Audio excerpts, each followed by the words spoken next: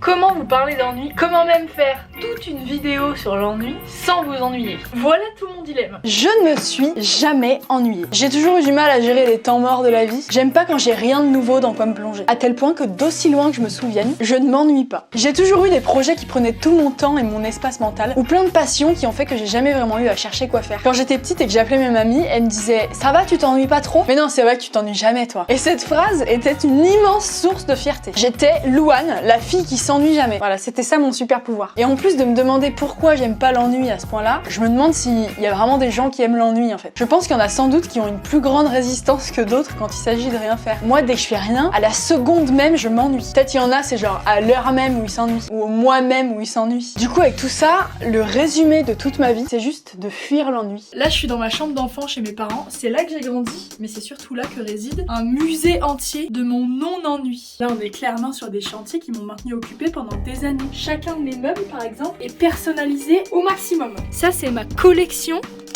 de magazines. On est sur du Justin Bieber qui a encore la mèche. Là, on a également un meuble du non-ennui. C'est ma collection d'articles sur NCIS. On a des machins partout. Là, c'est quoi? Une gomme pouce. Bref, tout ça pour vous dire que je ne me suis jamais ennuyée étant enfant. Si, par malheur, à un moment, je m'ennuyais, je me mettais à dessiner sur mon bureau.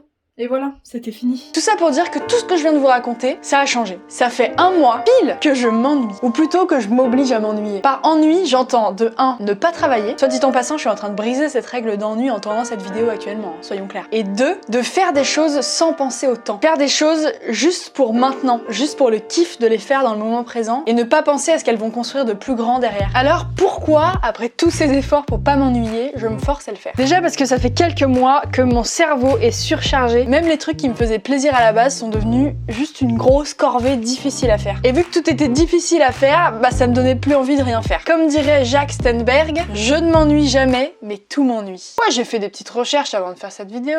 Et puisque j'avais plus envie de faire les choses, je me suis dit, peut-être je les fais plus.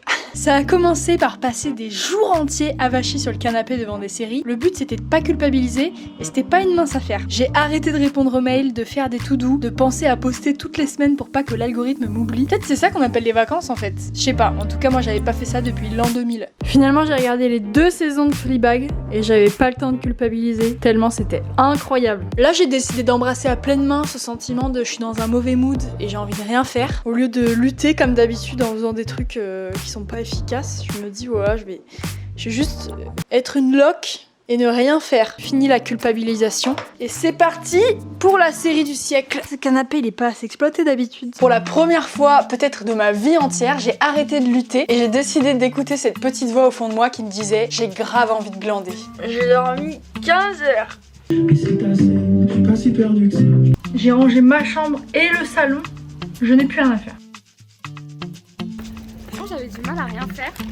Et maintenant qu'on a la routine du glandage, Du coup, on a plus de mal à ne rien faire, c'est incroyable. Moi j'ai toujours vécu dans une certaine urgence, je suis quelqu'un qui a hâte de faire beaucoup de choses, mais depuis que la fin du monde est constante, c'est devenu un truc assez malsain. Parce que vu que tout peut s'arrêter littéralement à n'importe quel moment, j'ai l'impression qu'il faut tout que je fasse maintenant. Tous mes projets de vie, il faut qu'ils soient faits là dans la semaine, parce que dans 3 semaines, on sait pas quelle vie de crotte on vivra. Du coup je m'arrête jamais de faire des trucs, je culpabilise beaucoup, c'est pas ouf. Mais le moment déclencheur, ça a été quand Jeanne m'a demandé « C'est quoi les choses que tu kiffes faire pour toi et pour personne d'autre ?» Et j'ai pas su répondre, parce que je faisais rien juste pour moi ou juste pour le kiff, sans penser à comment j'allais faire quelque chose de plus grand avec ça ou comment j'allais le rentabiliser. Du coup j'ai décidé de commencer la grande cure des choses que j'aime faire pour moi et pour personne d'autre. J'ai fait des œuvres aujourd'hui.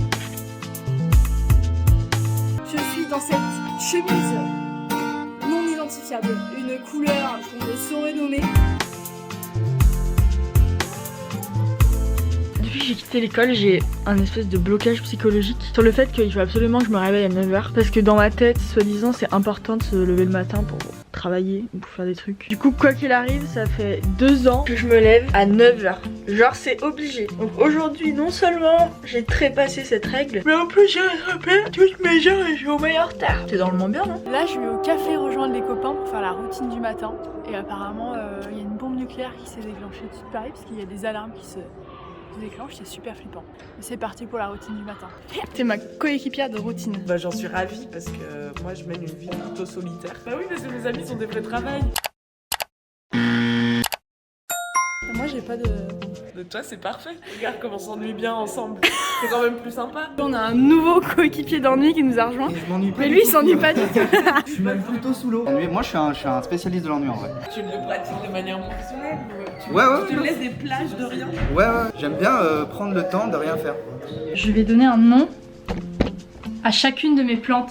Je me dis c'est vraiment ingrat de ma part de pas y avoir pensé avant en fait. Elles sont sans nom depuis toujours. Je vous ai dit que je développais une petite passion pour les plantes là ou pas? J'en ai acquéri beaucoup là ces derniers jours. En fait les plantes c'est le bonheur. J'ai déjà quelques idées pour certaines d'entre elles. Les autres ça va être beaucoup plus de questionnements. Je suis en train de me rendre compte que c'est clairement pas une Emma en fait. C'est beaucoup plus une Adèle. Je sens qu'elle a envie de me dire qu'elle s'appelle Adèle.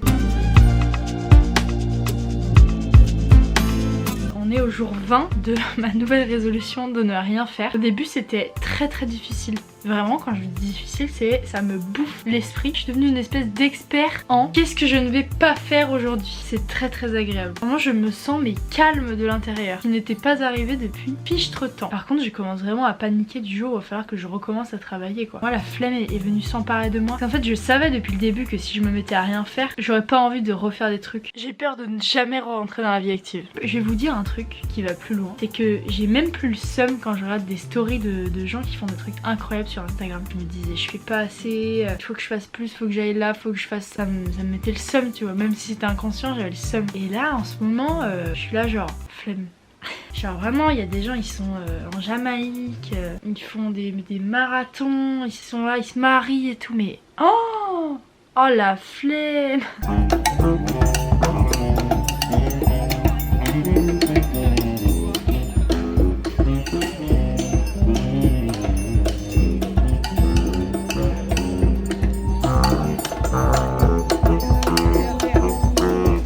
Non seulement ce bouquin est marrant, mais en plus il a raison sur plein de trucs. Par exemple, à la page 16, je cite, je vous avais dit c'était des références intellectuelles dans cette vidéo. Réoccuper son chez-soi reviendrait alors à prendre soin de soi autant que de ses placards et de sa moquette. S'habiter enfin, en quelque sorte. On a refait toute la déco de l'appart avec les copains ces dernières semaines. Vous en voyez d'ailleurs un extrait dans cette chambre. Regardez ce magnifique mur. Et ça fait des semaines entières que ça me rend heureuse. Mais tu sais, c'est du bonheur calme. C'est pas du bonheur euphorique où tu te dis waouh, c'est incroyable. C'est genre juste tu rentres à la maison et tu te sens bien, tu vois, tu te sens dans un petit cocon. Bref, avec tout ça, avec mes nuits complètes et mes nouvelles boutures, on va où? Je me suis rendu compte que je me nourris le cerveau comme jamais. C'est pas grave de s'ennuyer, hein. C'est là qu'on a les meilleures idées. Je me passionne pour des nouveaux trucs, j'ai le temps de me laisser flâner et de me laisser surprendre par des trucs inconnus qui arrivent dans ma vie. Et je crois que pour la première fois depuis longtemps, il y a des choses qui m'intéressent vraiment. Parce qu'avant cette petite pause de cerveau, j'avais plein de centres d'intérêt, mais j'arrivais plus trop à me passionner pour quelque chose parce que j'étais trop fatiguée, trop occupée dans ma tête. Par exemple, je me suis laissé le temps d'aller voir les recommandations des gens. D'habitude, quand quelqu'un me recommande un truc, je le note dans mon application Notes et je le regarde plus jamais. Et en ce moment, quand on me dit tu devrais regarder tel film, tu devrais écouter tel podcast, tu devrais découvrir tel artiste, et je le fais et c'est des découvertes formidables. Comme par exemple l'incroyable monde des exploratrices suisses des années 20. Est-ce que vous saviez qu'il y avait des meufs incroyablement badass qui parcouraient le monde il y a déjà 100 ans? Donc ma recommandation de la vidéo pour vous inspirer, c'est d'aller voir Ella Maillard, qui est une exploratrice et une auteure formidable. Je vous en dis pas plus, mais elle m'a fascinée. Souvent, malgré tout ça, j'ai quand même la culpabilité de ne pas travailler. Et du coup, quand ça m'arrive, déjà, je prends un peu de recul et je me rends compte que j'ai grave la flemme. Et ensuite, j'écoute ce poème de Charles Bukowski, que j'ai aussi découvert grâce à l'ennui et qui m'inspire beaucoup. So, you want to be a writer by Charles Bukowski.